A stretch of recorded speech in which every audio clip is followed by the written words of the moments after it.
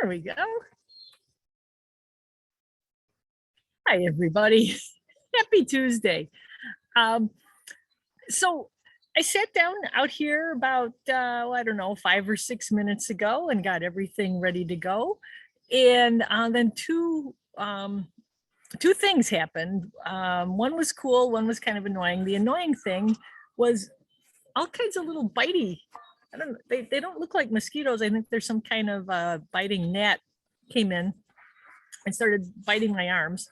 So I ran in and got a jacket. And then a hummingbird came down. I have, let me see if I can show you this here. If I turn this around here, I have zinnias in a pot here on the deck at Casa Auto. And I guess the little guy was looking for a bedtime snack, came in and just hit him a couple times. I tried to grab my phone so I could share the experience with you, but go figure, I wasn't quick enough. So anyway, just another point in favor of zinnias. I talked about I mentioned them a few weeks ago, months ago now at this point. Somebody had given me a little package of zinnia seeds. I have some taller ones growing in the front yard. Even though we're always rooting for native plants and talking about the importance of planting natives in your yard, some zinnias, even the Xerxes Society that strongly promotes planting native flowers to help native pollinators says zinnia seeds zinnias are pretty cool. So if you're probably too late to start any from seeds this year, but I'm going to try and collect the seeds from these plants, so I'll have more next year. Who knows what will show up? Bumblebees, butterflies, or even maybe a hummingbird. Before it gets too dark, there's a couple other things I wanted to share with you. I've got a couple of books here, neither of which are new, but I got newly reacquainted with them thanks to a program that I did over the weekend. I was out in a little township of Mayfield, which is west of Sycamore. There's a little church out there that has a monarch way station and pollinator garden behind its parsonage. And they had asked, my friend Peggy attends that church, and they were doing a series of pollinator programs this summer. They want to know if I'd come out and talk about pollinators. What have we been saying all summer long? Muggy weather is buggy weather. So Saturday morning comes and it is cool and breezy. It also rained a little bit, so it was kind of the opposite of buggy or pollinator weather, but it was okay. And actually the program went on long enough. It was supposed to go 10 till 11, but it went long, go figure. And towards as we got towards noon, the sun did come out, the wind died down, the rain went away.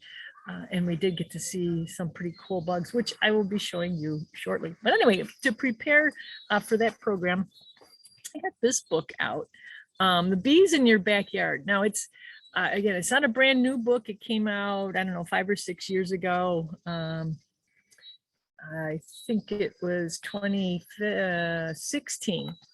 But if you're at all interested in learning about the diverse types of bees that come into your yard, this is an excellent, it's not a field guide, it's not, I suppose there's a hardcover version that might make a good coffee table book. It's a really jam-packed, full of information type of book that if you want to know more about the bees that come to your yard, it's nicely organized too, by family. There's some keys in here to help you sort out what you're looking at. And then in the beginning of the book, there's of course, all types of information about why bees are great and why we need them, but also how to tell them apart from wasps and from flies. Just it's a great reference, and I recommend it if bees are on your mind these days, and I hope they are.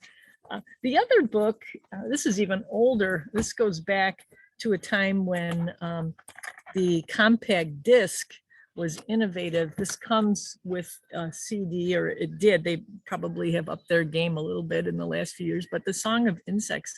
I don't know if you can hear behind me, we've got a couple of different cicadas that are singing. I've heard both the Linnaeus cicada, that one that sounds like a sprinkler or a salt shaker, and then I'm also hearing our scissor grinder cicadas, which are both of these will go through the evening and up to about the time that the nighttime singers take over. This book, Laura, I thought of this book. Laura was out earlier today and sent me some pictures of some katydids.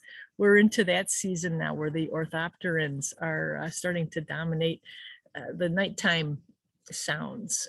We still have nighthawks here feeding. In fact, they're probably feeding on some of those orthopterans, those katydids that come out at night. But this book is by Lang Elliott, who for decades has been the nature sounds guy. I think there were even cassette tapes that he had produced, and it's not just insects. He does, he's heavily into birds, and then also other nature sounds, the sound of Sawyer beetle larvae chewing in wood. I remember that was a popular recording amongst the nature nerd crowd several years ago. The sound of a beaver tail splashing against the water. But anyway, he collaborated with Will Hirschberger to produce this book, the Songs of Insects. There's actually, there's a website too. I believe it's Songs of Insects is the name of the website. But there's a lot of great recordings on there as well. Trying to get that so the light isn't reflecting on it too much. But if you're in the mood to learn about bugs, it's certainly that time of year. And these are two great references you might wanna check out. There was one other thing. Oh yeah. This has really nothing to do with plants or animals, except that I feel in some small way it might be helping make the world a better place for them.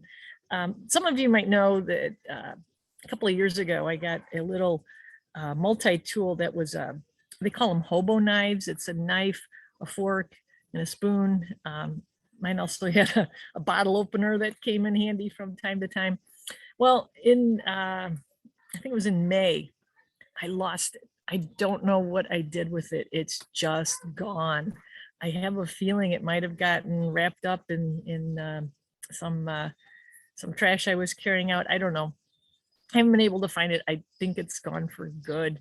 I've been watching eBay. I would like to, it was a vintage hobo knife. It was given to me by a friend of a friend.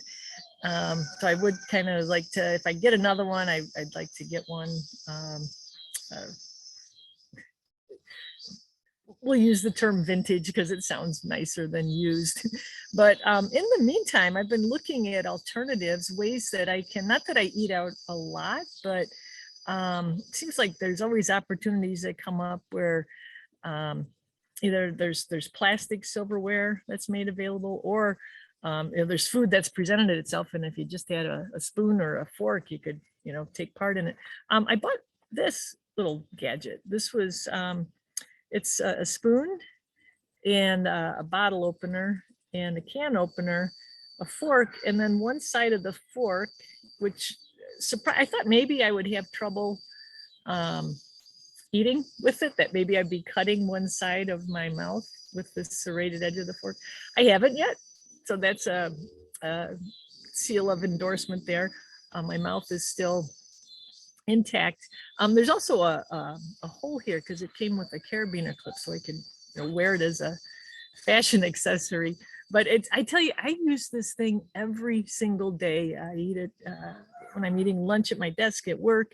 I've been visiting my mom lately, who's getting some rehab on her hip. She doesn't clean her plate.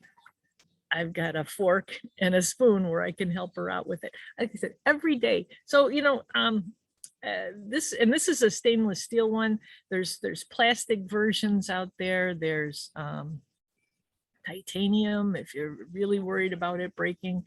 But anyway, something to consider having. It also, more or less fits in my pocket. I have to be a little careful with this end. But anyway, just another tip, things you might want to add that you might find useful.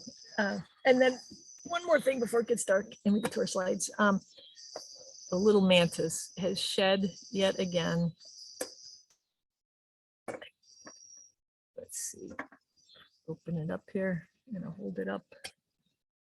So we had a little trouble. I blame myself because I brought this container inside, and the indoor humidity, even in the summertime, it's not nearly as high as the outdoor humidity, and insects need a lot of moisture to keep themselves hydrated and to make things like molting go smoothly.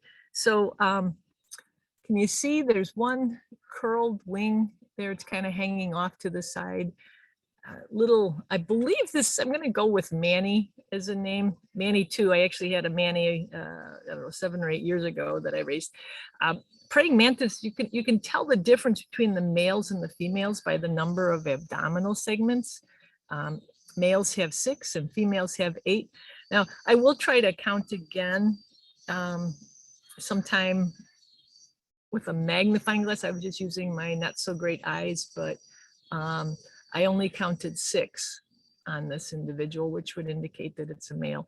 But I wanted to show you its cast skin. Manny's been going to programs with me this week and last. Where did the shed skin go?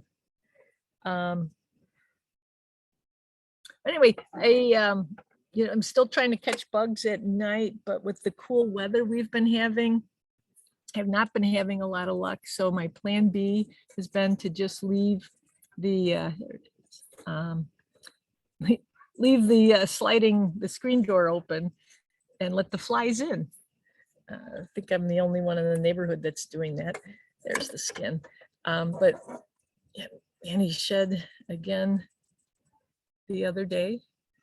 So I think we're done molting. Once an adult insect has its wings, there's only a couple, in fact, only maybe the mayflies shed after their wings have come out. But he's doing well, representing his species, the European mantis, Mantis religiosa, representing it well. You can kind of see the bullseye there on the upper part of the front legs. All right, well, I'm gonna try and put him back without squishing him on the lid. And then we'll get going with some other nature news. Now, it's been a while since I've tried to do a slideshow, but I think, oops, I think this is going to be the best format for at least our first story tonight, which it took place last Wednesday night. The backstory was that on Tuesday of last week, so 1 week ago, I got an email from the folks over at Anderson Humane, which they for years and years were the dog and cat shelter, and then they started adding small animals. I remember taking a ferret that I found in one of our parks there one time, and they connected me with the ferret rescue people. Well, they've now taken in under their umbrella the folks at Fox Valley Wildlife. So Anderson Humane is also doing wildlife rescue. Fox Valley for years was located out in Elburn. That facility, they still do some animal care there. I think it's maybe the animals in flight cages, don't quote me on that, but they are mostly working out of the South Elgin facility now. Well, they had some little birds come in. Let's start our screen share here. Let's see these.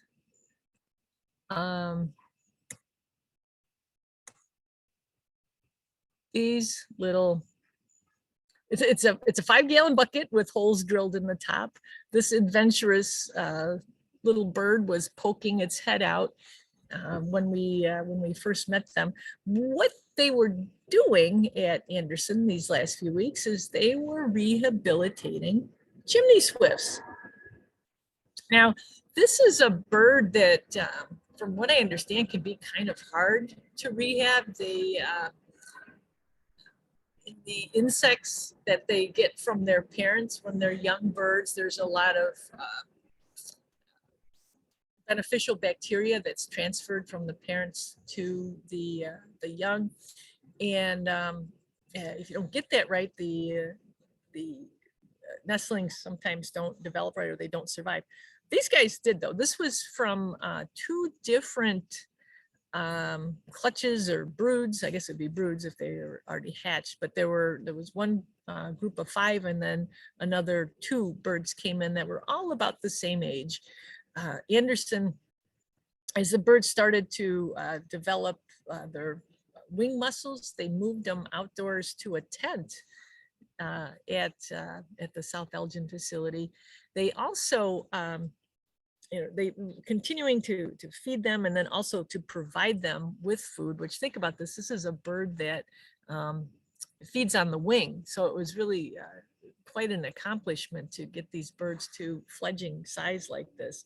Anyway, it came time to release them, and they wanted to try and find a place where there were lots of chimney swifts. And we do have a few of those, even though it's not, we're just at the very, very beginning. We might be starting to see a few birds starting to show up on their migration south. But as we get into later August and September, then the numbers are really going to start to go up. But all summer long, there's been a group of about 150 birds in downtown Geneva. They go and roost overnight in what I call the Merrill building, which is at 3rd and State Street, and also at the Geneva Post Office. There's chimneys on both of those buildings. So you can hear those birds twittering above the town all day long.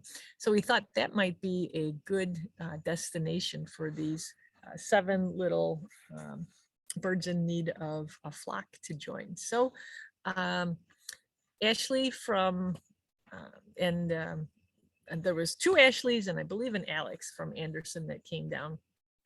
And then I had called Marion and Rich Miller. They are our area's foremost authorities on chimney swifts.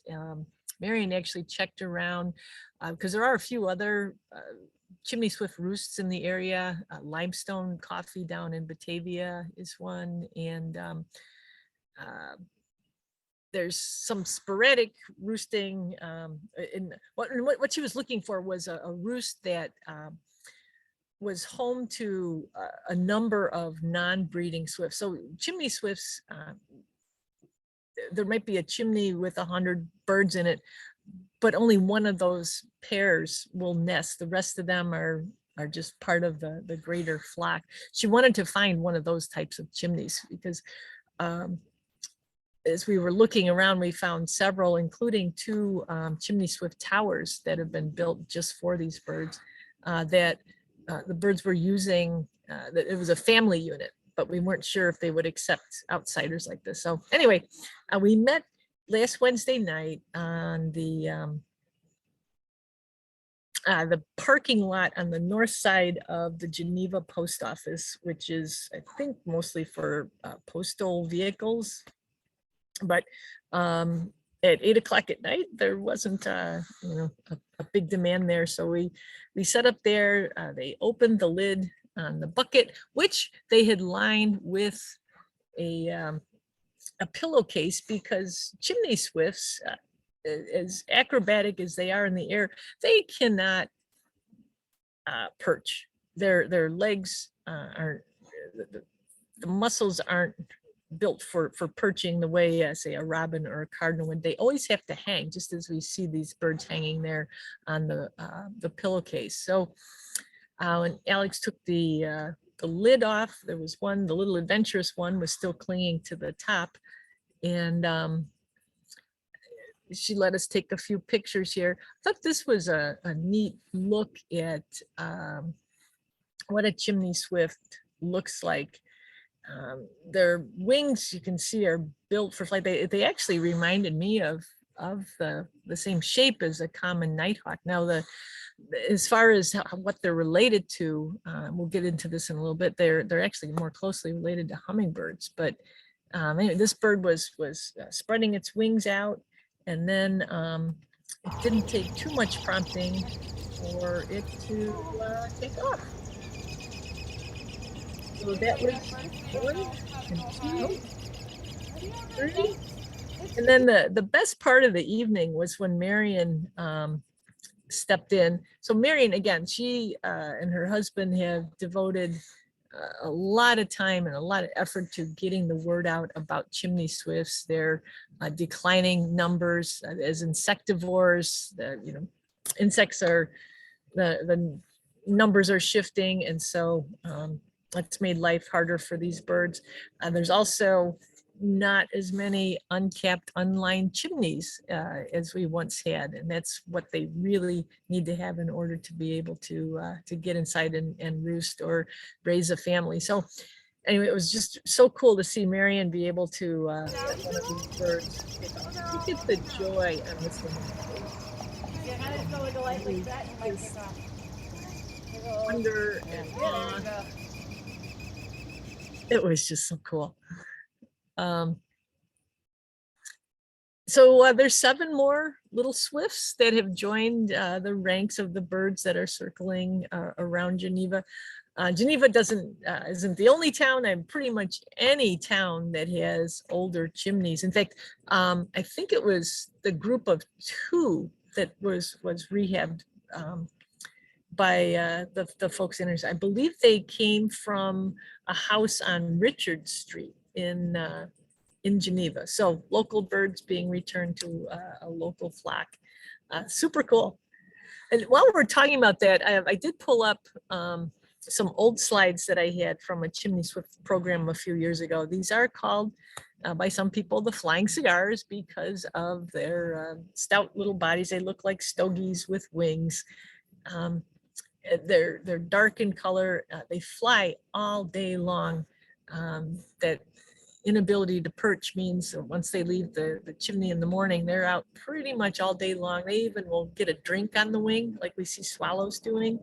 And we tend to lump them in with swallows, swifts and swallows. They even start with the same 2 letters, but they are actually more closely related to these guys. If you see the birds flying, like a hummingbird, they can maneuver like a helicopter. They can go up, down, sideways, backwards. Chimney swifts, they're not going to flowers and sipping nectar, but those short, stiff wing beats that they have, it's hard for us to see because they're way up in the sky. But if you ever get a chance to watch swifts, and I hope you do, go watch swifts going down into a chimney for the night. They do kind of helicopter themselves in. They don't go down head first. They actually will pause a little bit and flutter and then go down so that they are hanging with their heads up, so that in the morning, all they got to do is fly up and out. Now this lifestyle that they have, they didn't always live in chimneys because the United States didn't always have chimneys.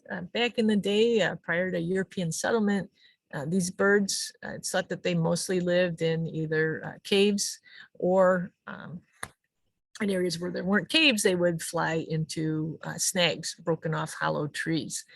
And then as the settlers came and started building structures with chimneys, the chimneys that were used for heat weren't always being used in the summertime. So that made for some ideal nesting conditions for these birds and roosting conditions. So their numbers did, we think, increase after settlement began, European settlement began here in North America.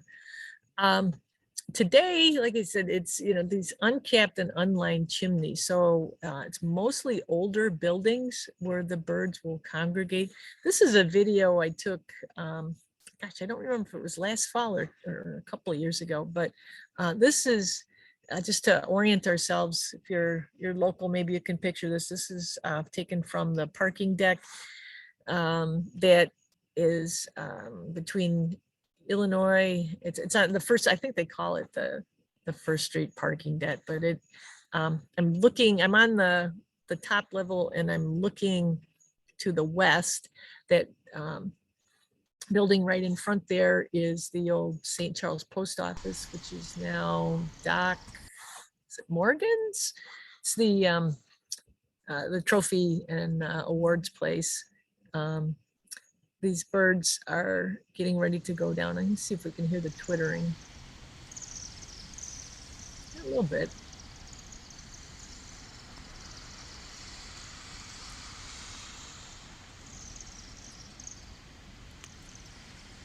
So this goes on for quite a while. Marion calls this marking, and it's not the same kind of marking that your dog or your cat might do around the house. This is, she says, setting a mark of where they are eventually going to dive down into. But the chimney is that in the foreground of the picture, and the birds just swirl around. It's almost like a tornado in reverse. It's a vortex of birds that swirl around. Now, the night that this was happening, this was in September. So this is, we're looking at birds that are probably, that are in the midst of their migration. Where they came from, I don't know. We're starting to see some start to go down here.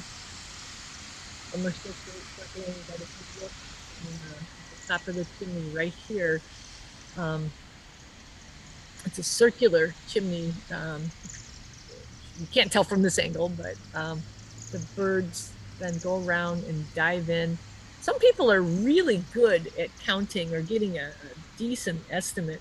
I tried, and I came up with a number of about 250.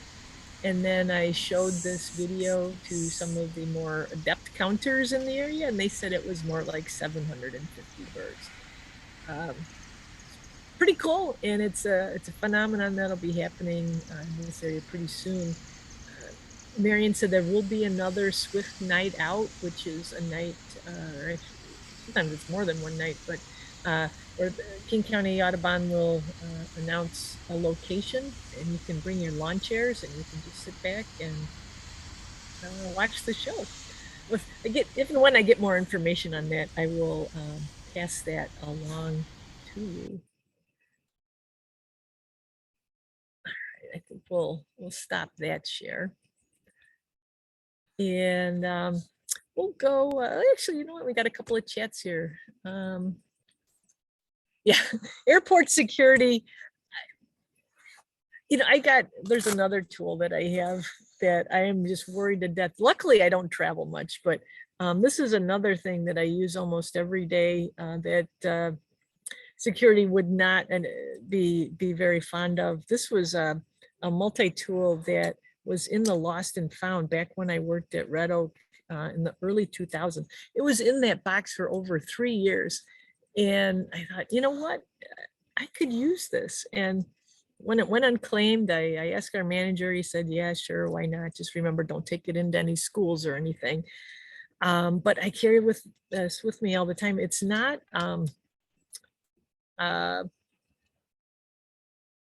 most multi-tools, they've got, the pliers, and there's usually a file or a saw blade. This one, it's a Leatherman model called a flare. I don't really shop for these things. I didn't have to, because I had one, come to me through Lost and Found. But this one has, in case you're ever in that emergency shrimp fork situation. It's got a shrimp fork, and it's also got a dip spreader, which there's, believe it or not, lots of nature type uses for both of these things. If something needs poking or prodding or scraping, I've got the tool for it. But anyway, yeah, I'm scared to death that if I ever do go for a plane ride, I'm going to forget to take this out of my pocket, and I don't want to lose it. So Manny has been eating flies. And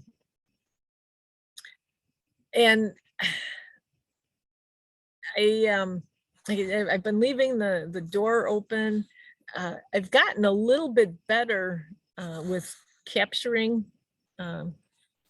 the insects with, I've got a cup and a card. So I wait for it to land, and then I put the cup over it and then slide the card underneath it. But I do, Susie, I grabbed one of the extra nets that you donated after our Rusty Rodeo, and I've been using that too. I'm a little wild, especially if the fly is flying around the house. I knocked a lamp over, but I've been able to get Manny at least one fly every day. What I don't know is if that's enough. His belly seems, he seems well fed. I've also, I was at, what ice cream store was it? I forget, but I had a little sample of some ice cream. This is the perfect size spoon for giving a praying mantis a drink of water. So I've been giving him little drinks out of this spoon. So yet another reason why I'm always late. Jerry, you've got a mantis in your yard. Is it bad for the other backyard bugs? Yeah, and it does. They do take a lot of energy to feed indoors. I hate to use the terms good and bad. It's good at what it does, and the European mantis, especially, he's full size, and he's not even 3 inches long. The Chinese mantids, I know there's a lot of concern about them because there's some prairie areas where they're finding more Chinese mantids than they are giant bee spiders. So there's some concern there, but I think in the yard there's, I don't know. One of the reasons I have this in a container is because it got kicked out of our natural area. So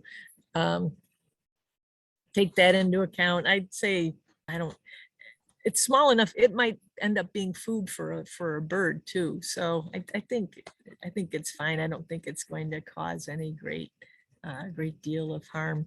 All right, I'll leave it be. It's a cool insect. They are, I took Manny's been on the road with me the last couple of weeks, going to doing the outreach to the retirement communities that I visit, and people just are fascinated by the way these things turn their heads to look at you. And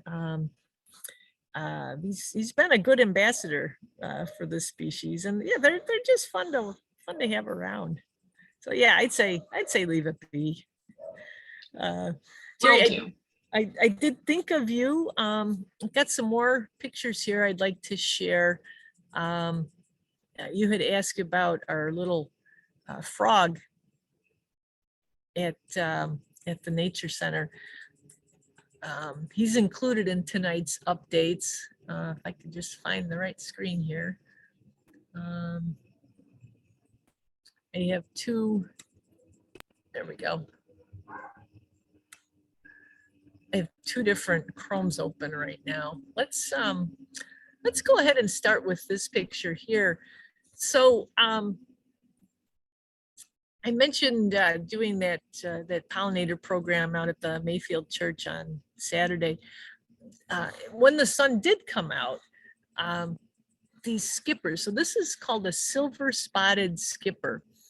And skippers they're lepidopterans, but I've heard some people describe them as being somewhere in between moths and butterflies. They tend to not have a lot of terribly bright colors. They've got these huge eyes. They're daytime flyers. They're not nighttime species. Their flight is really erratic. They look kind of like a butterfly that's got something wonky with its internal balance. They flutter all over the place, but the other identifier to look for, if we, let me see if I can zoom in here. Skippers have little hooks on the end of their antennae. So butterflies have knobs on the end of their antennae. Moths, their antennae are either just like little two threads, you know, no knobs on the end, no hooks on the end, or some moths have the very feathery antennae. But the skippers have these hooks, and I was doing a little reading on them because they were just going nuts over this Liatris. It says there was it was a Minnesota, I believe, extension page that said that they have a preference for red, blue, pink, and purple flowers. And that was sure the case on Saturday. There were sometimes one, sometimes two, sometimes three. There were even Liatris that had 4 skippers on them. It was really, really cool to see. Yep.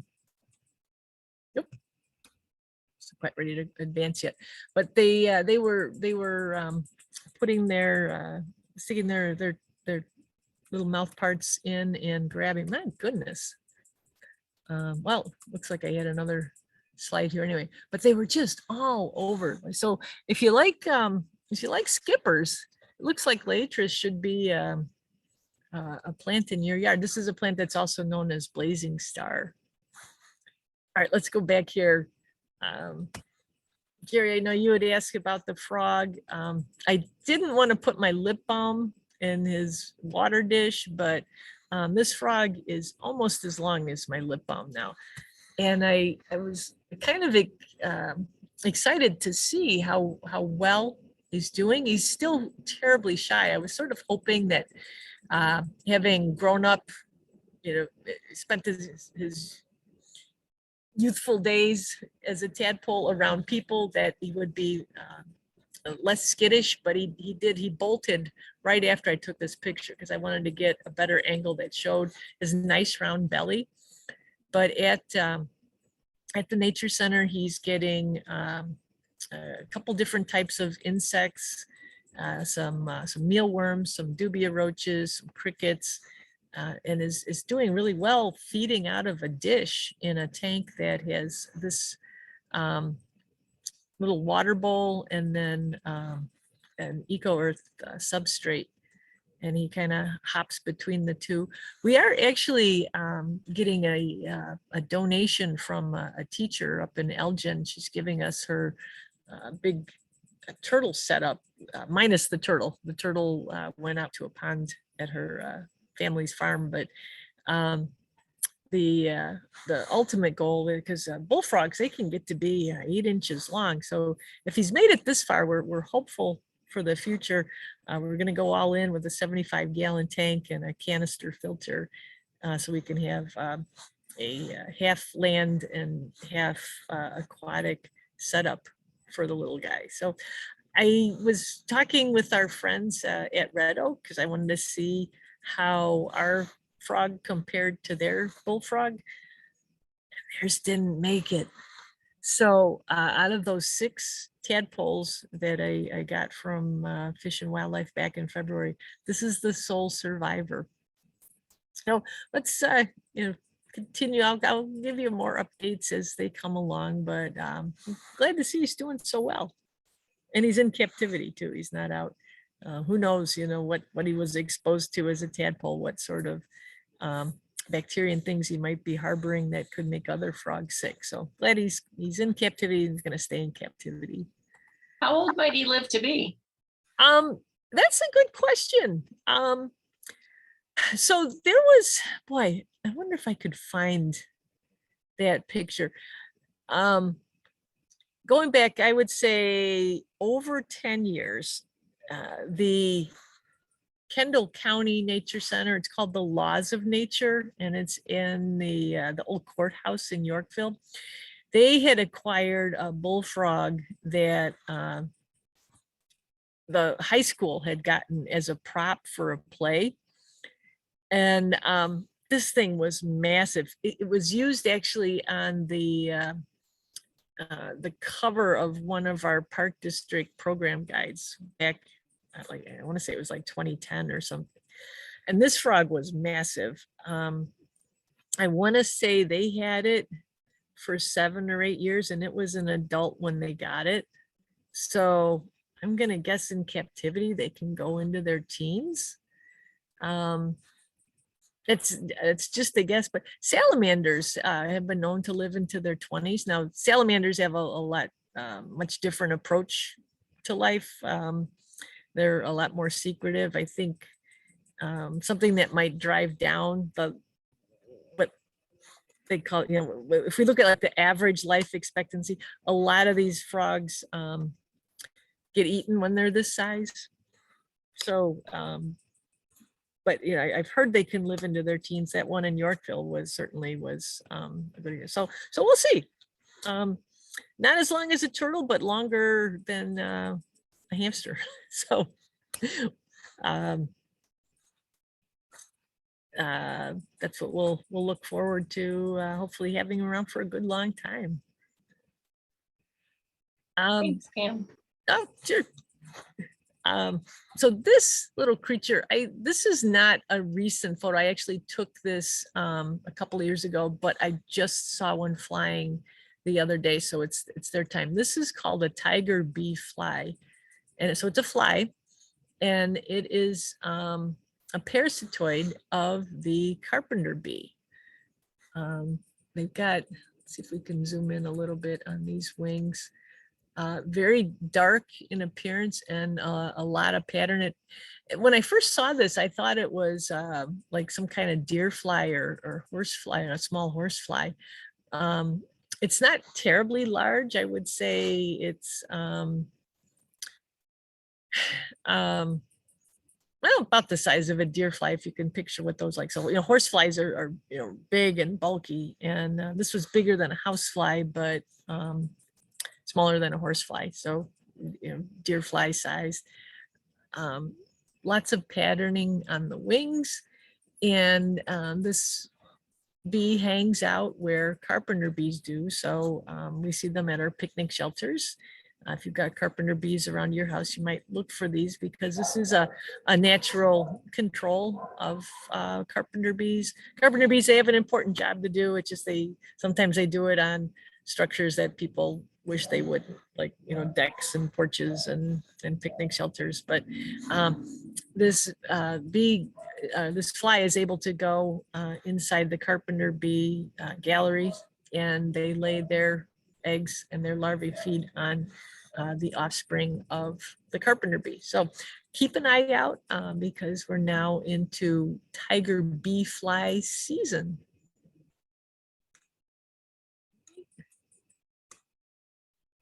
So this is, it's time for a little rant again. This was a retention pond that I had occasion to visit over the weekend, and I just couldn't believe there was this side of the pond, and then there was this side of the pond. Look at what happens when they mow to the edge. This drop down here on both sides of this pond, this was probably over 2 feet. You can see there's been some sedges and some bulrushes that are starting to come in, which may help protect that remaining ground. But boy, when that much soil falls off into the pond, that reduces its capacity, and it makes for kind of a sludgy, silty bottom. But I was visiting a friend, and she said that this was not part of the development that she lived in. This belonged to the adjacent one. But I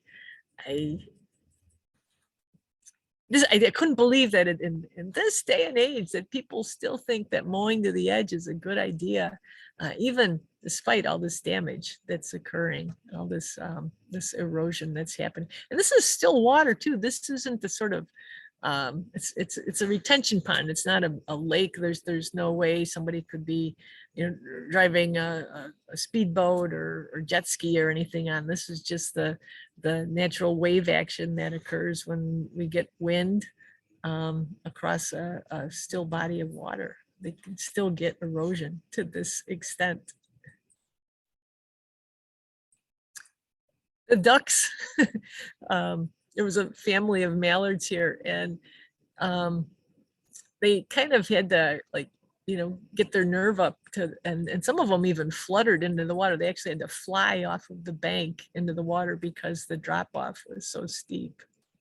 But that was pretty wild. I don't know how this kind of a bank affects things. I don't know if there's turtles living in there. I would think it would have some effect on the how mobile the creatures that are living in the pond could be. I don't know if it. Turtles are pretty good. They could be like little land roving tanks, but I don't know. This looked pretty steep and kind of insurmountable. But all right, rant over. I wanted to toss this out to you guys.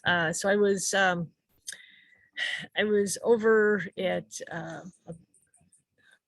retirement community called Carrie Jokes that's here in St. Charles, and while I was indoors doing the program, one of the participants wanted to know what eats sunflowers. And it's funny because I first thought of goldfinches, and then they said, well, no, they weren't talking about the sunflower seeds. They were talking about the plant. Now this was a sunflower that was in a pot next to a patio. And something has been coming along and biting the flowers off. There's one. This is what the flower itself looks like. So this isn't the gigantic, the 10-foot tall sunflowers. This is a smaller pot. The woman who has these flowers originally had the pot down on the ground. And then when the blossoms started disappearing, she put them up. She got a little plant stand. So this sunflower is now about, I don't know, 3 feet off the ground or so. But I was curious if you all had any thoughts or if you've had any experience with things eating the sunflower. So I looked around. Between the turf grass and the hard packed mulch, I wasn't able to see any signs of any footprints or anything like that. I don't think it was an insect that did this. The other thing is there weren't any sunflower crumbs on the ground. There weren't any petals. There wasn't any plant parts around. The woman who owns this sunflower wasn't the one who was showing it to me. So I don't know, like, was it tipped over when she found it? It's had an animal come and tipped it over.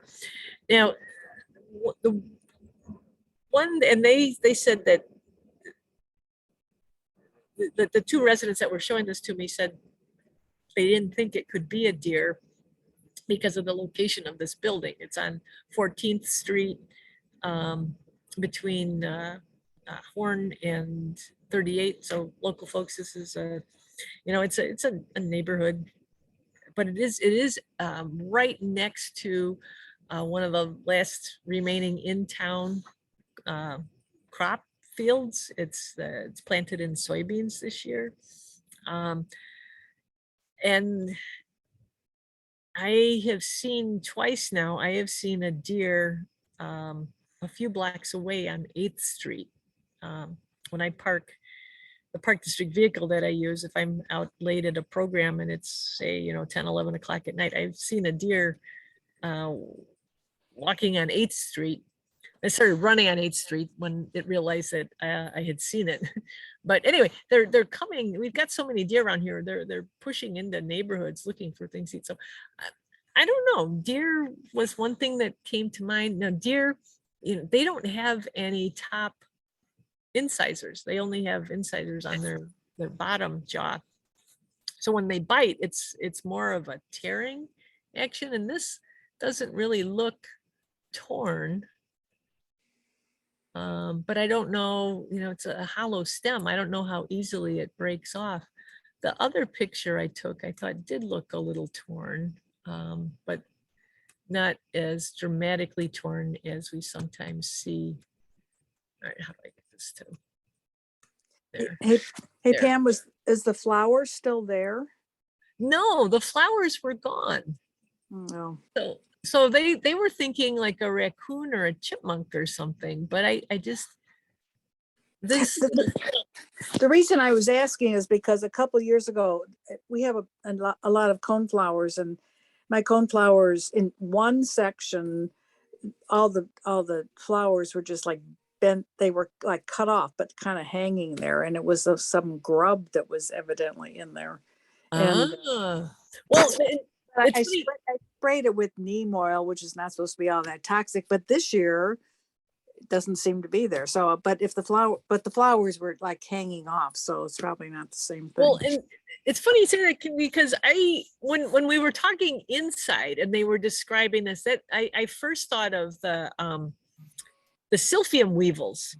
Yeah. Which do exactly what you described, where they kind of girdle around the base of the flower and it falls over and it hangs there and it's all brown. Right. These were completely gone. Oh, well, probably not the same then. No.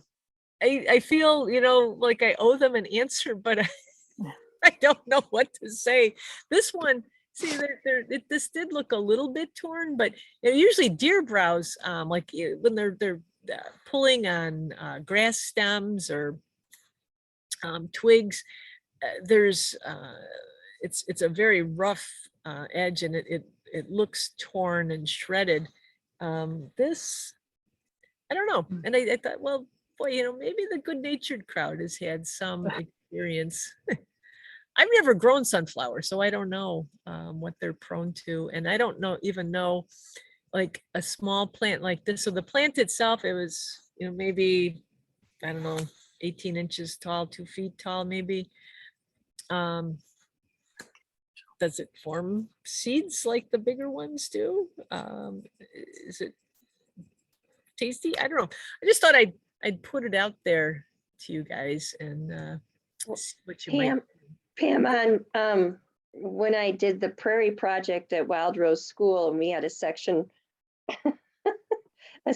for the first graders who were doing plants to seeds, and they planted sunflowers, and they were just gorgeous. And I was weeding on the prairie, as I often had to do, and looked up, and there was a deer just munching away on those sunflowers. It just really, yes, and they're rather brazen in the neighborhood there, because it was like 8 feet away from me eating the sunflowers, and I'm like, no, the little 60-year-olds are going to be upset. But now, Laura, was it eating like specifically the flowers, or did it? That's the only thing too. It did seem to mow down just about. I mean, these were tall. I say their head height.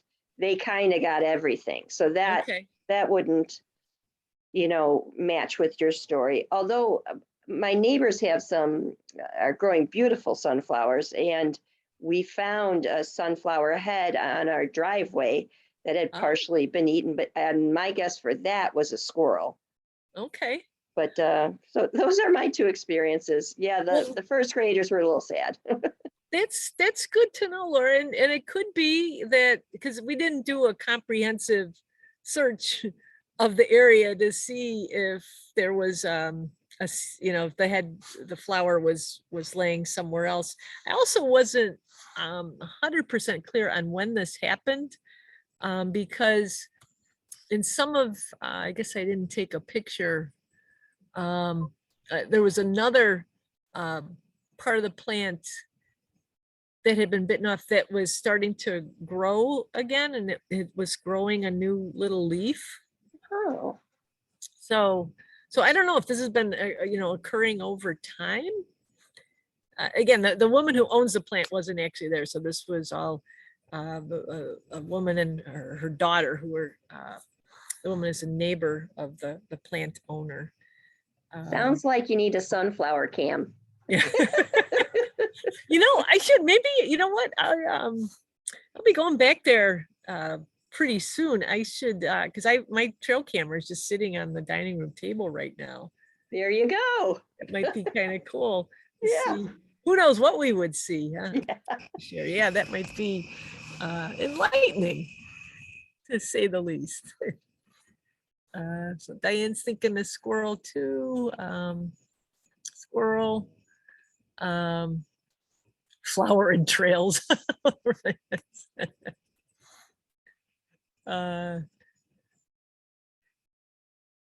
Let's see. Oh, Meredith, yeah. We aren't going to drop at the Fox River. Seems low lately.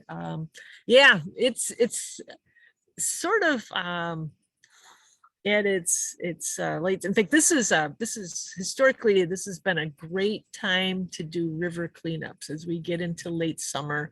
The water levels do tend to drop. I don't think we're looking at, oh, you know what? I take that back. I was going to say, I don't think we're looking at any great loss of aquatic life. But I got a text just a little while ago from our friend Melinda, who used to teach for us. Some of you know Melinda and her family. They were at Leroy Oaks today, and she couldn't believe how many mussels have been eaten. So that's always something that tends to occur when water levels drop. She was wondering if it might have been a raccoon, and it could have been, but I think a stronger suspect would be muskrats. Muskrats, we tend to think of them as herbivores, and a lot of their diet is plants, but they eat a lot of mussels. I don't know if I can show this. That made it worse. All those light. How do I get that so that it's, oh, there we go. So all those light dots, those are all open mussel shells in Fearson Creek. Her son gathered 6 or 8 and was looking at them, and she said there were, many times that many. So this is a time of year when mussels are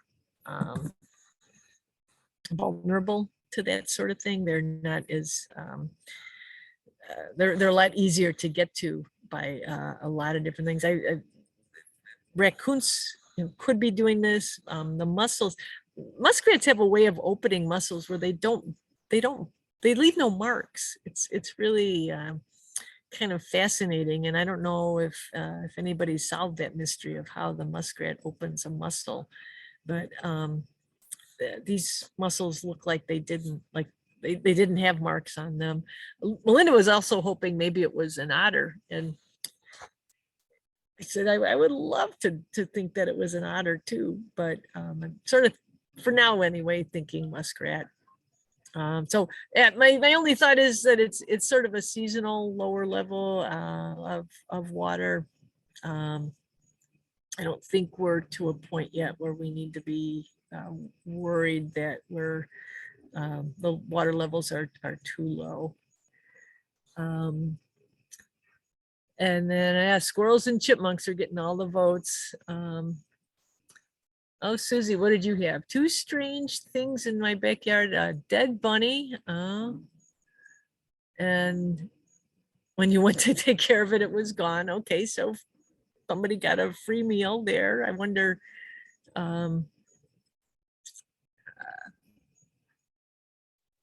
Susie, I don't know if you got a microphone on. If I do. Well, that's really, it took, I'm not very good with dead things. So I saw this bunny rabbit last night, and it was like a medium sized. And I thought, okay, I'm just going to leave it. And then tomorrow morning I'll come when I figured out how I'm going to get rid of it. And there's no bunny rabbit. There's no tail, there's no fur, there's nothing. So something must have just grabbed it and gone. Uh-huh. But then my tomato, the first one of the year, is ripening yesterday. And today I go out to pick it and it's gone. And there's nothing to show that anything took it either. It was so strange. That is kind of weird. You know, So something's going on in my backyard that I don't know about. so, something that needed a little need your salad to cam. go with this bunny. I don't know. It was so weird. Well, yeah, because now it's been a few years since I've grown tomatoes, but I never had any, to my knowledge, that just out and out disappeared. But I had an awful lot that just had bites out of them. Yes, a bite out of them. Yes, but this But, one was high up and it was in the middle. Wow. So And it didn't break the plant or anything. No, nothing. It was just like a bolt of lightning took this one tomato. Huh. So I just wondered if anybody knew of anything that was stealing tomatoes. How Oh. well do you know your neighbors, Susie? Well, my neighbor that could see it the most is gone right now. So I can't fault him. But I thought that too, but you know, that doesn't make any sense. I've never had this before. So we'll see. See what Trail happens. cam. Otherwise, I'll start picking them when they're green and bringing them in the house and letting them mature inside. Go on the defensive. Right, right. Well, I collect the produce that the community gardeners Right. grow, and I run it over to Salvation Army twice a week. Well, I try to kind of screen. I go through it, and tomatoes that have big cracks that are, leaking juice, or that are maybe too ripe to last at the food pantry, I'll set them aside, and then I'll either use them at the nature center for the box turtles there, or I'll feed them to my guy here. And I'd set a couple of tomatoes outside of my garage, and they were eaten. They weren't completely gone though. They had, Yeah. I'm guessing the chipmunks and the squirrels. So yeah, I don't know, something that would take a whole tomato. So it does sound rather like a human. Yeah, but I mean, I've got lilacs bordering the sidewalk. So Yeah. nobody's gonna see that. And Yeah, your then- yard isn't the sort, it's not like you're growing these on the sidewalk or anything. No. So I don't know. Well, Anyway. do you want to borrow my trail cam? Instead of a sunflower cam, it could be the tomato and dead rabbit cam.